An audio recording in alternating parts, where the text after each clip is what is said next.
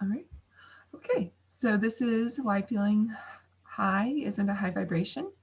And this is getting into that experience of excitement when we get really excited about something. And usually we get excited because it feels like we're finally going to hit a goal. We're finally going to move past something. A struggle that we've been dealing with is finally going to end.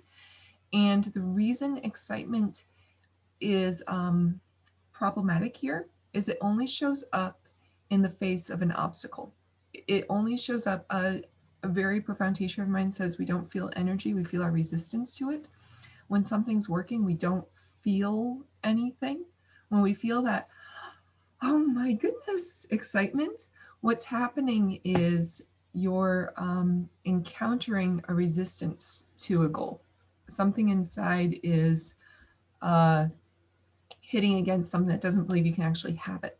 Um, and so the flow of energy is being impeded, so it builds up tension, and we feel that tension as this high enthusiasm. So I have many examples of it from my own life. One example is I met some people early on in my business who were willing to trade with me for doing tech work and website work and things that I couldn't do, and they were willing to trade to do it with me. I'd already traded with other people who were very good and helped me get to a level. For whatever reason, I got incredibly excited. I got really high. I was like, this is going to be the thing. This is going to take me to the next level. I got this insane tension around it. And it was a level of excitement that did not match what was showing up. It's a very ordinary thing to show up. And the excitement was saying, this is going to solve something for me that the outside world can't solve for me. I have many examples in my life, and I'm certain everyone does, of something showing up and the brain going, oh, that's gonna fill in the blank. And what it's doing is it's saying, this is going to provide a feeling for me that I don't know how to get on my own. And because nothing can actually do that for you but you, it's a false high. It's a false excitement. What it's doing is the high, that reaction to something inside that believes I can't have it, that explosion of excitement is building up a lot of energy that is actually then funneling back into the original problem because it's reinforcing the idea that it's a big deal. It's reinforcing the idea that actually being able to get past this is a big thing. So all that excited explosion is then going back into, this is hard for me and I can't actually do it and I don't know how to get there and I'm lost. Even if it feels like, oh no, this is going to be the thing, if that was really there for you, if the beliefs and everything were really there with it, it wouldn't there wouldn't be any tension about it. It would be a matter of course. I really love this example I heard from. It was something I read online of a woman who'd worked with Madonna. She choreographed Madonna's first big tour, and they were hanging out in Madonna's kitchen. And Madonna got this phone call, and she answered, and she was just very ordinary and just nonchalant. I was like, okay, thank you, and hung up. And her friend was like, what was that? And Madonna said, I just made my first $1 million. And her friend was like, oh my gosh, like this is big. We should celebrate. And for Madonna, she was so dialed in that she was going to be incredibly rich and famous that it was not like she was so there already that making her first million was just like, yeah, that happened. Like she already paved that path in herself so strongly that when something showed up in that alignment, it didn't spark the excitement most people would expect with making $1 million. And so that's like one example. But the idea here is when you get strong in yourself, when you get confident in yourself about what you can do, and you don't doubt it, you don't hold back from it, it gets simple, it gets dialed in. So that's the first step about why getting excited, why getting overly excited is actually a warning sign. It's pointing to something. It's pointing that to something as being an issue for you.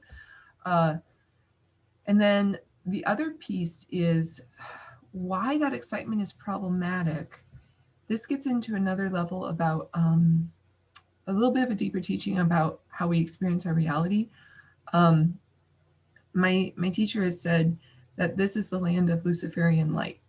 And what that means, Lucifer, light bringer. What that means is it's holding up images of things we can't have.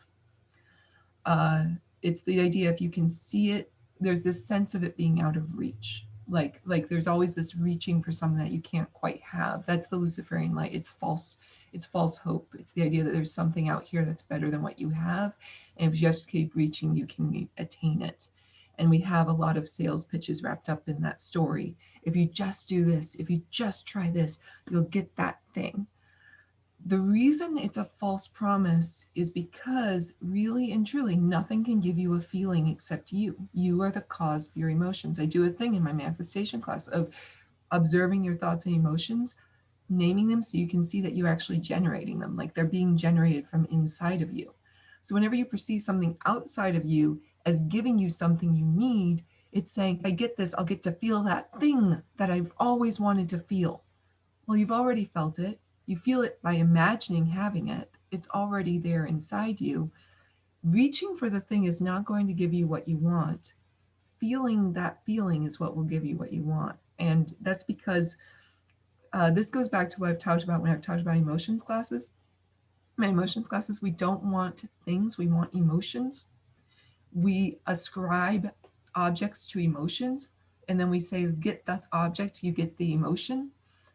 But it doesn't work that way. People get the object all the time and they don't get the emotion. The practice is in learning how to feel the way you want to feel and giving yourself that feeling first, which is something I do go into a little bit in my manifestation class. I have other sources out there too that I teach, but it's developing I'm already there. I already have it, because nothing will take you away from yourself. Nothing will give you something that you won't go where you aren't already. Let me put it that way. Nothing is going to give you something that's so magic that's like, oh, now my whole life is better. It won't, but it's that incremental. Um, I'd say it's accepting positive emotions inside yourself. I want a word better than positive, but that's the best word I've got right now. The desired emotion that you want to have, it's accepting it inside yourself and letting yourself have it already, and not agreeing to the illusion that anything outside you can give it to you. Because that, when you start to focus on the emotion rather than the thing will not excite you. And that's important because, again, that excitement is feeding back into the problem.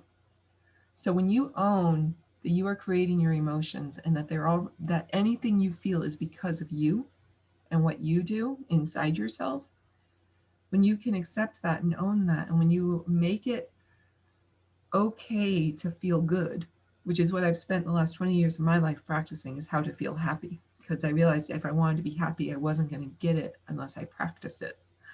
When you make feeling emotions the priority, things won't be able to pull you into a story or a loop of, oh, and then this, and then this, and then I'll get to have that, and then I'll be this amazing person, and then I'll achieve this thing.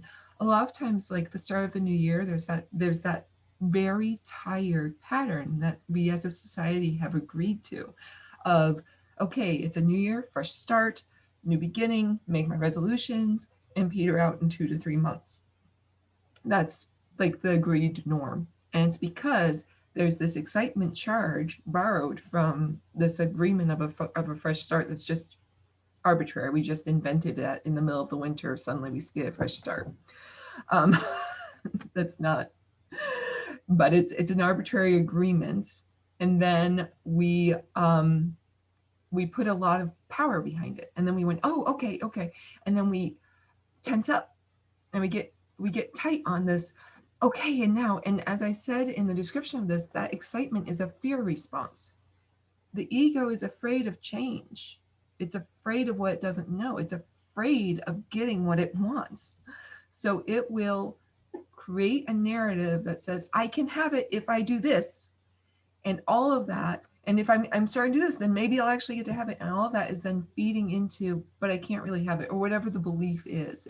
It's supercharging energy and then sending it back into the belief that says it's a problem and that you can't have it. So you're creating a charge, an energetic charge around what you want, or you're creating an energetic charge around the story that says you can't have what you want. Let me put it that way. And then you're feeding it back and locking it into that original problem of, yeah, I can't have what I want. And it's a loop. And that's why when people, as they get older, they get gun shy.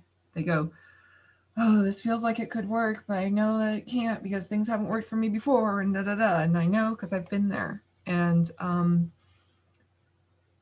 when it works, it's already happened. Like it's like you wake up and it's like, oh wow. Well, I do have an example. Like I struggled extremely difficult. Uh, uh, I struggled a great deal with dating and relationships until I was in my early 30s. And I was really, really struggling to overcome this belief that said I couldn't meet someone.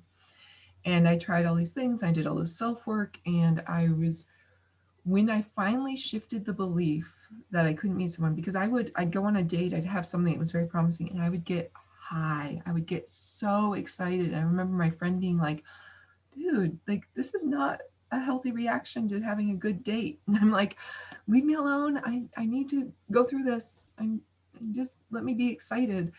And when I did finally shift the story that said that I couldn't have it, when it really, really shifted, it was about 2 months before I met the man I married. And for those 2 months, there was no excitement. It was just true. I was waiting. I wasn't just waiting. I'd made an agreement. I would go on like one date a month, and I set this plan in motion of how I would meet my partner, but there was no excitement around it. There was no, oh, this could be it. This is the one. This will happen. It was I'm ready. I'm ready. I agreed to it, and I felt it inside myself. I felt it click inside myself. Yes, I can have this. And I still hadn't met anyone. I still hadn't successfully dated. That none of that had changed before I had that click. But I let go of the story that said that it wasn't going to happen so thoroughly that it could only happen.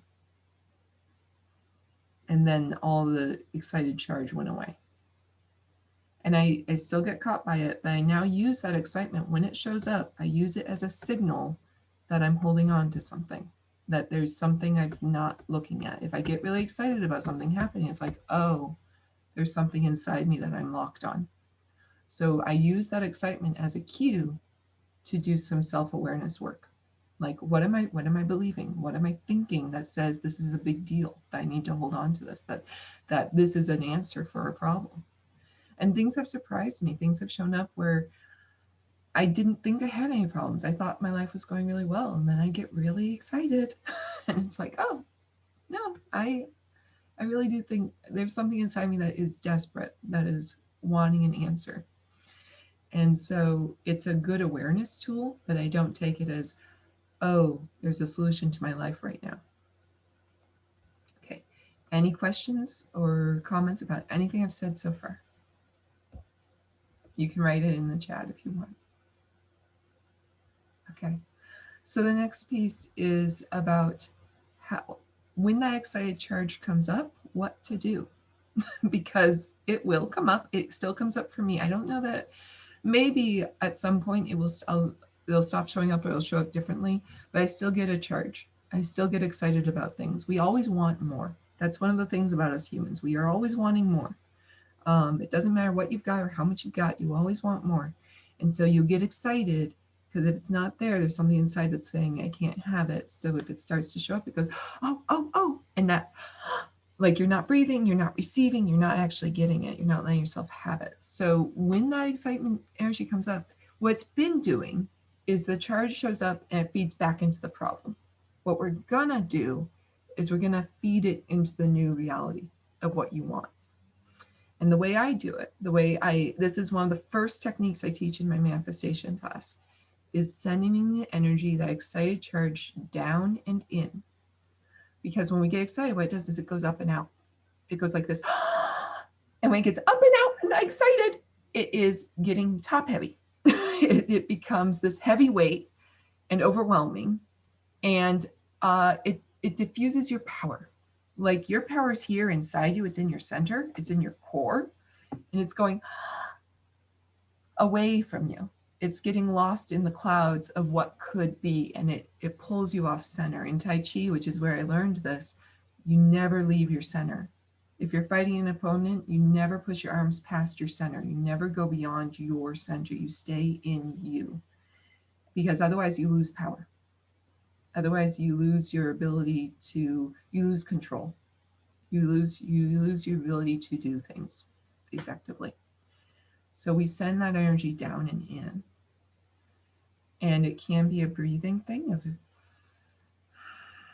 like, I will imagine this big light of all the excitement, breathing it in, and on the exhale, anchoring it into my core, which is the lower dantian, about 2 inches below the navel, an inch in toward the spine. That's the center balance point of the body. I'll breathe that energy in and I'll anchor it there. I'm not putting it to, I can do it, I will get it. I'm making it not about that at all.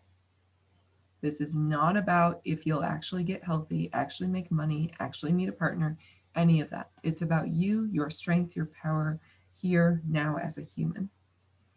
And when you own that, all those little lights, sparkles in life that we want, they become a matter of course. If they actually serve, they show up. If something better shows that serves, if something that serves you better is available, that will show up instead. You don't get locked on a thing that you want. You get open to, what do I need? How can I serve my well-being?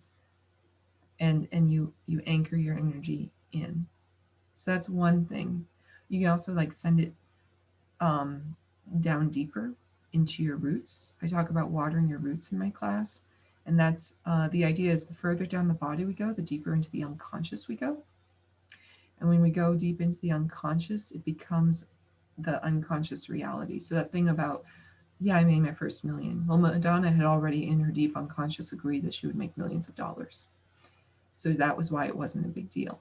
When you send that energy really deep and in, these things don't get to be a big deal. They're just like, yeah, of course. And I do, oh, yeah, that question. Did you enjoy your wedding? Did you allow yourself excitement sometimes? Yes, yes, okay. Joy. That's different than excitement. So someone asked, did you enjoy your wedding? Do you allow yourself excitement? So what I'm talking about is the idea of something that hasn't happened yet and getting excited about it. On my wedding day, I got to have the wedding I'd always dreamed of. I was one of those little girls who planned to be a princess and wanted to be a princess, and I got to be a princess on my wedding day. I got to have the wedding I always wanted.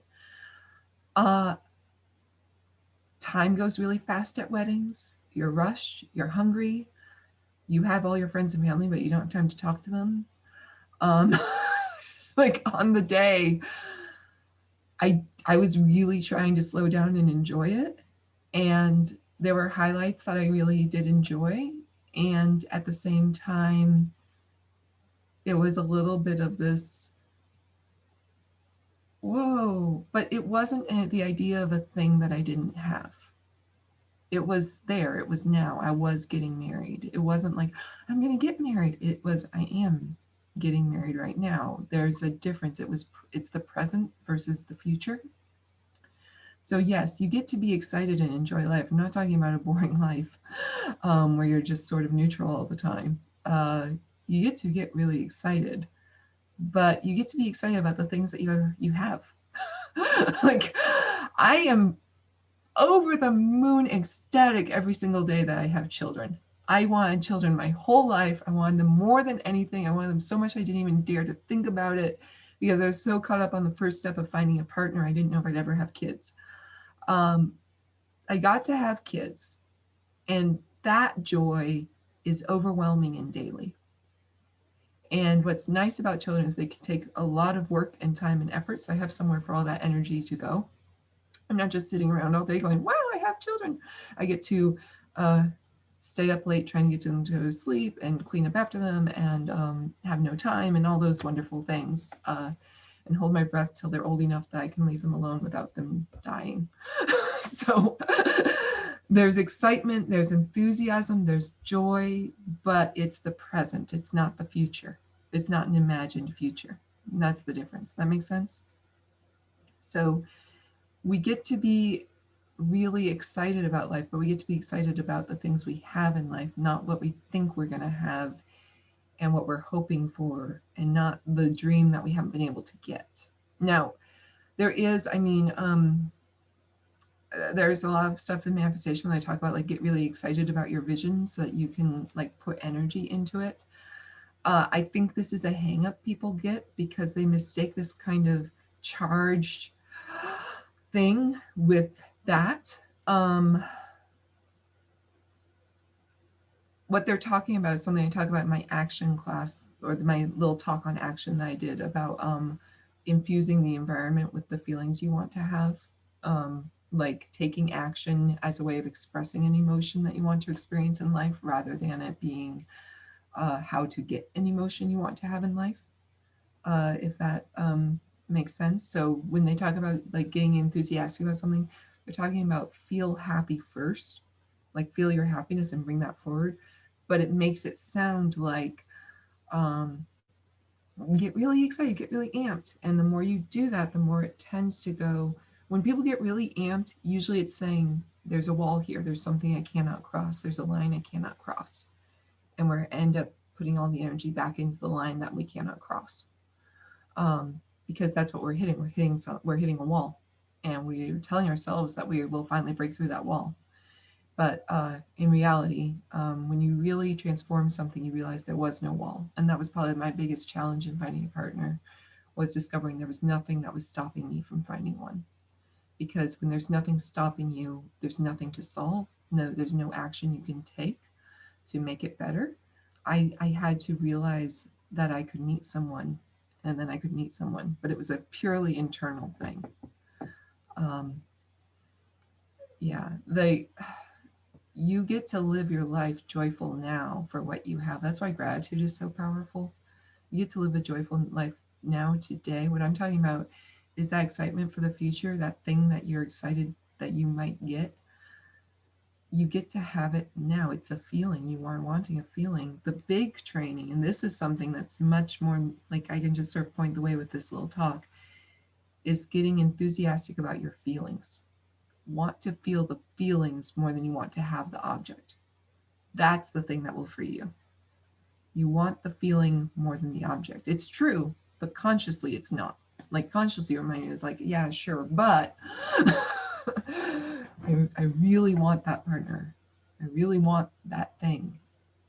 Um, what you want is the feeling it will bring you, that you imagine it will bring you. So I get I get more into detail about all of this in my I have a 6-week class coming up on January 16th, how manifestation really works. The longer title is Beyond Positive Thinking, how manifestation really works. Because I really tried to get out of this idea that it's a certain kind of this whole positive negative dichotomy. I really teach beyond that. Like our negative emotions have a role, they can help you. Positive emotions have a role, they can help you, but neither is better or worse than the other. And I really get underneath all of that and into what actually serves um, you, what's edifying to you. So when we let go of this excitement and we take it when it shows up as a cue that something is off, like, I had we, with having the pandemic going on, we advertised for a live in nanny because it was too much for me. Certainly it was too much to have 2 toddlers during a pandemic, and so we advertised for someone to live with, like, trade room and board for helping provide care. And we got someone who showed up, and she was versed in Montessori teaching, which was what I want for my kids. And she was this psychic, and she had all those abilities, and she was like, I can teach you how to do this. And then she was like, I went over to her stage, she was like, let's make a list of everything you want to achieve and I'll help you do it. And she was like, I have the answers to all of your prayers. It was about a week, and I was very excited, and my husband was too. We were both like, wow, this is way more than we bargained for, and this could be really cool and everything. And about a week in, it took a really dark turn. It was like, oh no, this is um, she she might not be mentally healthy, um, among other things. And we ended up having to ask her to leave. But there was a lot of excitement when she showed up. It was a lot of, I can do all of this for you, and I'm going to do it all, and I'm going to make your lives completely better. Just as this person who showed up to help provide childcare. And when she left, we got someone else in her place who I think actually provides all the things she was promising, but doesn't make a big deal about it. She's not selling it. So all these things this other person was selling and taking credit for, like if anything got better, it was because of her presence and her wonderful vibrations. And when she started taking credit for our son, who was about a year old, his rapid development, I was like, well, he is about a year old and they do develop that quickly. Like, she was like, he's grown so much in just the week I've been here. I'm like, that's what they do at that age.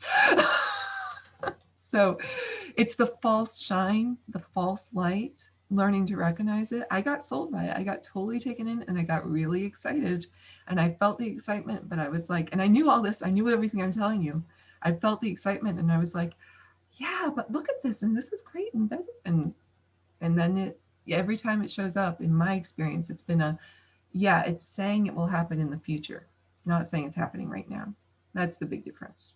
When it says it's the future and not the present, that's when you can feel something's not quite right here. I'm lying to myself. Yeah. Yeah. Okay. Yeah, but you do, I am saying get excited about right now. Get excited about your life right now. Like gratitude lists, anything that helps you be excited about right now. Focus on the feelings that you want to experience, and the things will happen. And so this class I'm teaching, it starts on the 16th. I'm going to be doing 2 more free talks, one next week and then the Sunday of the 17th. And I'll still be, and then I'm going to be teaching that class on Saturdays at 10 a.m. It'll be the same thing of if you can't be there for the live class, I can send you a recording. I've now started a payment plan for it. So it's $120 for the 6 weeks. You can pay $60 and then $60, like break it up. I have that on my website. I'm just going to put the link here. These things are the things that I teach there. It's a very different take on how manifestation is traditionally taught. And I really want to get this information to the world. I don't want people getting looped into the sales pitch of do this and get that, because that's what manifestation, how it's traditionally taught, is. And this is how life works. This is vibrancy. This is how life works. And so I want to, I'm a very intuitive manifester. My whole life, when I was a kid, I got A's without studying. I would do a project without paying attention in class and it would be the right project. I have that little psychic thing going, but it was how I did my whole life. And then I lived on my own and I had to make money and I got super stressed and life suddenly got really hard. And I got locked into all the stuff of how people do stuff in Western culture, that teaching of action and results and all of that. And it did not work for me at all. I had the opposite effect. If I tried for it, that meant it wouldn't happen. And then The Secret came out and I never studied it or read it, but I heard about it and went, oh, I know that. And it's like, I just sort of flipped. I flipped back to myself of, oh yeah, I don't have to struggle to do this stuff. I can just do it. And I had that intuitive piece, and then I had my years of training in martial arts, which filled in a lot of the, I guess, science around how it works. And The Secret and things, they teach it one way, but they kind of teach it's like they teach the result, not the thing that actually works. I don't know how to describe it. It's like they're not actually teaching the gears of how and why this works. They're more teaching like think positive, attract what you want. But there's all these gears and mechanisms in there. And when you get into that, thinking positive gets very unimportant and takes away a lot of stress. So that's what I'm teaching. I'm teaching the gears. I'm teaching the underlying workings of how this is. And that's why it's how manifestation really works. It's inside the gears. So it starts on the 16th. It's 6 weeks. And I'm making the focus light, easy, and fun. So I taught it before. It was really in depth. It was heavy. And I got the feedback over and over. This is a lot to take in. It's a little too much to take in. And so I split it up. I made it shorter and easier. And I focused on like 5-minute exercises every week that work. So that's what's coming. I hope you can join us. The link for the website is there. And any questions, anything, you can just contact me. I'm also putting in my email address.